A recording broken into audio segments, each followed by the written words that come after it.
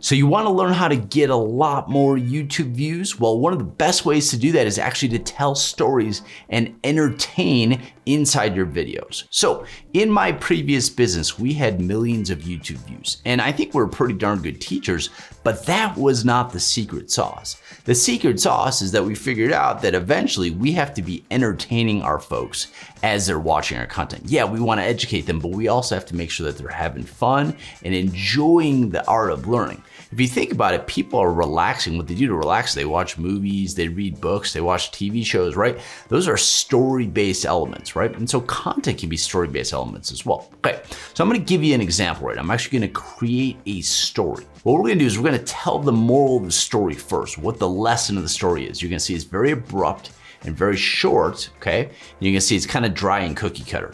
Hey, if you wanna increase your subscription business, you need to make your product more sticky. That's essentially the lesson right there. I summed it up in 15 seconds.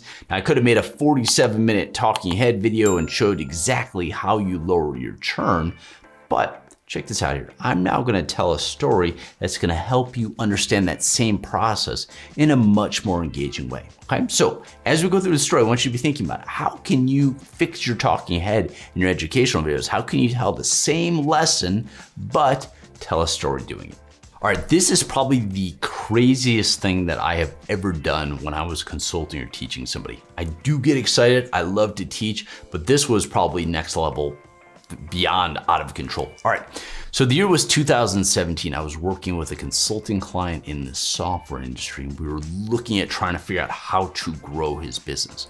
And he was totally crushing in terms of paid acquisition. He had really gone to the point where he was basically almost at a 5 to 6 to 1 ratio in terms of dollar and ad spend on most of the major platforms, Facebook, YouTube, Google, even GDN at that point. He was really crushing it as well, right? And he's coming to me, he's like, man, I have stalled out. I just cannot figure out how to do it. I'm basically spending as much as I can in paid ads. You know, I've saturated the market.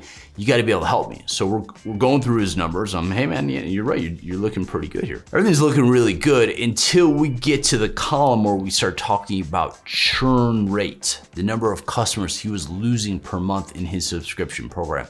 And I looked down and I had never seen something so ugly in my life. It was 17% loss per month. So yes, he was totally crushing it in terms of the paid acquisition, but he was losing customers like crazy. And this is why he stalled out. It was just, you can't grow when you are losing customers at 17% per month, okay? I don't care how great of a customer acquisition specialist you are. It's almost gonna be impossible to grow once you get to a certain ad spend. I said, dude, this is your problem right here. 17% customer churn.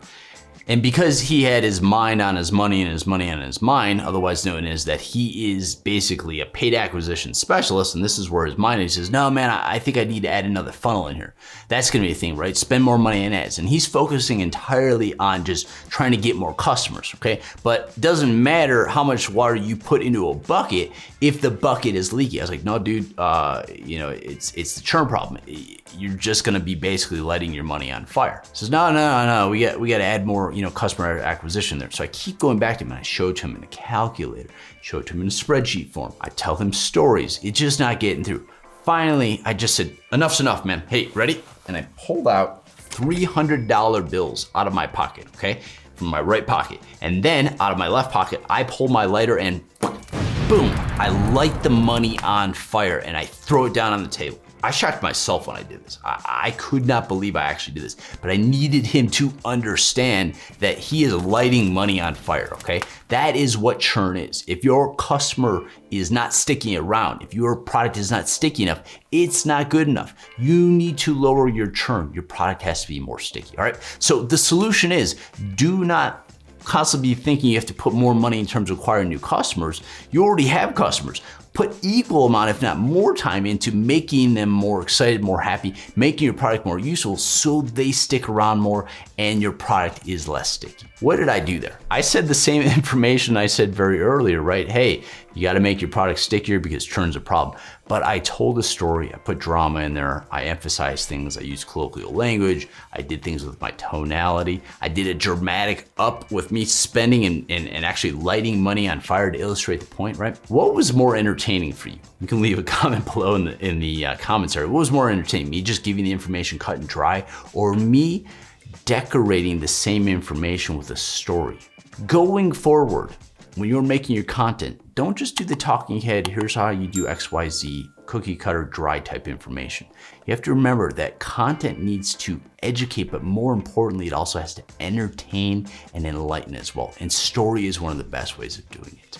All right, did you enjoy today's video? Did you learn some stuff about storytelling, about engaging, about entertaining? Well, if you did, please make sure you smash the like button and subscribe to the channel. If you know anybody who could use some help with storytelling and making their content a little bit more exciting, please make sure you share the video with them as well.